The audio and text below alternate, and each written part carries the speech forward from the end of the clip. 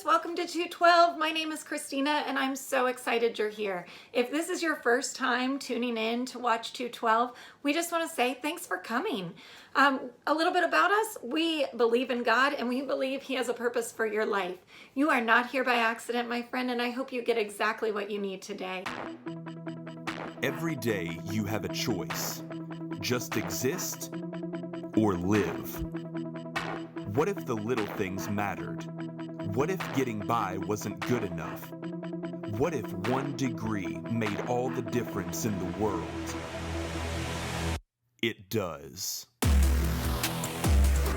Water boils at 212 degrees, not 211. When that water boils, it turns to steam. That steam generates power. That power brings change. Here, we choose to do more than just exist. Here, we live at our boiling point. This is more than a name. This is a family. This is a movement.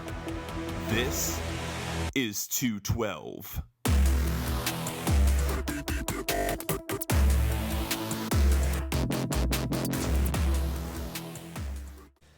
What's up, 212? Back at you again. Oh my gosh. Just make sure you cut that out, Davey. No, I'm not going to cut that. Please cut it out. No, they need to We're know. back again, They not need back to know at that you. you are not perfect. I am not perfect. Because everyone thinks you're perfect. Mhm.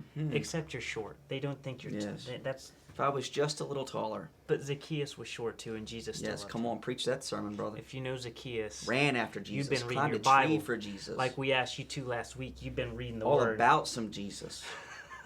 All right, so Zacchaeus. yet again, we have an empty coaster.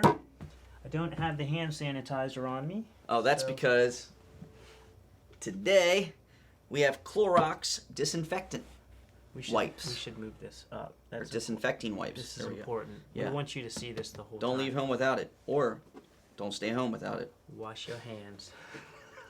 Hey guys, so we're going to be talking really about community. So Shane, why don't you kick it off, brother? For sure, yeah. Like, with being at home, my wife and I, we have decided to potty train Wesley, and he's doing a really good job.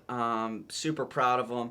But the other day, I was in my office and came out of our office room, and I didn't get to Wesley in time enough, so he peed right outside our office all over the floor, and we have tile.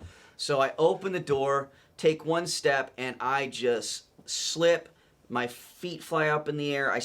I land on my back, and I just slide through the hallway. And This no is a lie, true story. yeah. And Mercy's cracking up. It was just bad, and I'm trying to get up, and I'm putting my hands in it. They're slipping out from underneath of me. I mean, I'm wallowing in this mess. But I finally get myself together. We get everything cleaned up, and we keep tackling this whole potty training obstacle. And Wesley's doing okay. I was drenched and had to wash my clothes 3 times. So the question is, what does that have to do with community?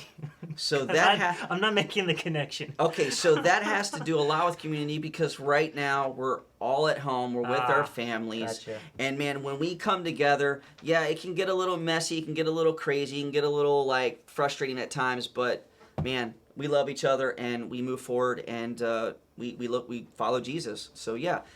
Tonight we're talking about community, we're talking about family, and here at 212, man, Jesus is at the center of our community. He's changed so many lives, Davey. He's changed so many lives, and he's given so many of us hope.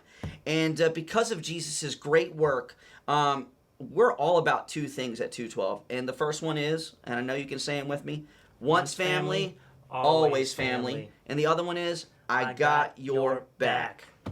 So I was thinking about, community and what's important, and I thought back to my life when I was your age. Now things have completely changed, but what I'm about to talk about is still important, and that is a quote I say a lot: "Show me your friends, and I'll show you your future." Right? So, do me a favor, pull out your phones right now. All right, if you have Snapchat or if you have Instagram, pull it up, and I want you to check who you've been talking to the most these past few weeks? Who are your closest connections? You know, because that's going to show me a lot about how you're doing right now in your relationship with God. So I really want you to check and say, do these people that I'm messaging, do they love Jesus? Are they close to Jesus? Are they doing what they need to do? You know, so here's another random thought I had. You know, we're calling it social distancing. Yeah. I don't like that. Shouldn't be called social distancing. That is the wrong terminology. I think it should be called physical distancing, because we're not social distancing. Right. We're still That's talking, the point we're of still these connecting. Zoom small groups. Yeah. That's the point of being in touch with you guys and you guys connecting with each other. Now, when you guys are connecting with each other, it doesn't mean you have to be talking about God the whole time. There's a lot of funny things out there, and a lot of, stuff to laugh at together. God expects us to be normal people, Yep. right? Like, now, I think you should feel comfortable talking to God. So here's another random thought with community. All right? And that is that everyone needs at least one person where you can trust them with anything in your life. You can tell them everything, every dark secret, every mountain moment, every valley moment. You can tell them and you can trust them. I think everyone needs at least one person. So do you have someone like that? Yeah, your family, your parents, your mentors. There's a lot of people. That's good. That's good. So and it would be better, like you said, mentors. It would be better if it was someone that's gonna pull you up and not push you down, right? Someone that is closer to Jesus than you are. So growing up, I had a best friend. His name was TJ. Some of you guys have met him before. He's a cool guy. He is. Big old guy. We were best friends. Now, guess what we're both doing? We're both in ministry. We're both youth pastors. Show me your friends. I'll show you That's good. your future. It's true. It's a big deal, right? So, and then last thing I'm going to say with the random thoughts is I was thinking of community and I thought about this verse.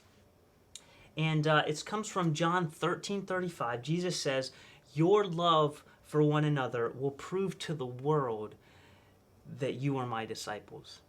Jesus is saying people on the outside should be able to look at us and say, hey, there's something different. Yep. They love in a different kind of way. They really love people. And when people look at you, could they say that? Could they say, hey, they really love people? That's a big deal. So loving like Jesus is a powerful thing. And Davey, I found a scripture as well that I really, when we were putting this together, really spoke to me as a student ministries. And that's whether we're meeting in a church or, meeting online. And it's Hebrews 10, verses 23 through 25. And it says this, let us hold fast the confession of our hope without wavering. For he who promised is faithful. And let us consider how to stir up one another to love and good works, not neglecting to meet together, as is the habit of some, but encouraging one another, and all the more as you see the day drawing near. Now, here's the tension that Davey and I, we talked about, and that is having hope, showing each other love, doing good works, meeting up on a Zoom or Instagram, and encouraging each other are not going to just happen.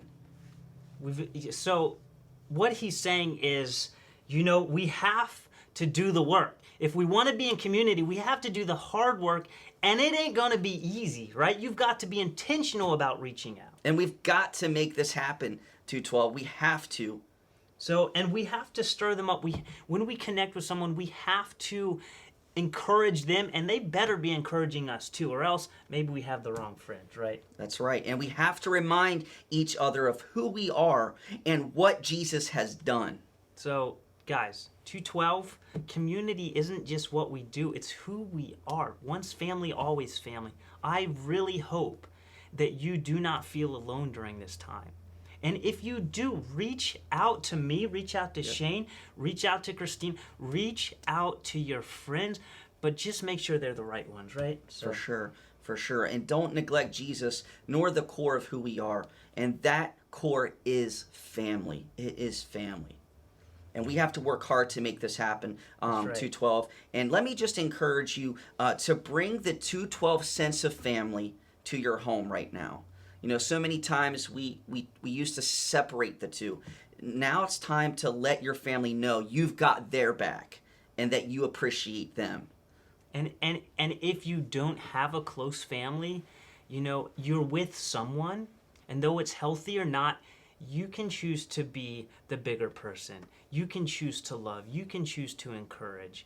And guys, for those of you that are going through a really hard time with your families, maybe your parents have lost their jobs, or you're really struggling right now. Listen, you know, we're not trying to say this is easy, but we are saying that together we can get through this thing. Yes, Right. for sure. And if we mix this hope that the book of Hebrews talks about, our faith, our determination, love, good works, unity, and encouragement, we're going to be unstoppable during this time. So we're not going to take too much time because Yep. we want you guys to be on these Zoom meetings. And listen, if you still have not got on a Zoom meeting, listen, you need to do it. Be checking Instagram, get the information. Yep. You just gotta log on and get in community. That's what we're trying to say. We love you guys. love you. Great talking with you. Sorry, dude, I didn't know. I think like midway you were trying to wrap it up. No, I wasn't trying to Okay. wrap it up. I was like, I was waiting for you to do the next point. I'm like, I don't know what to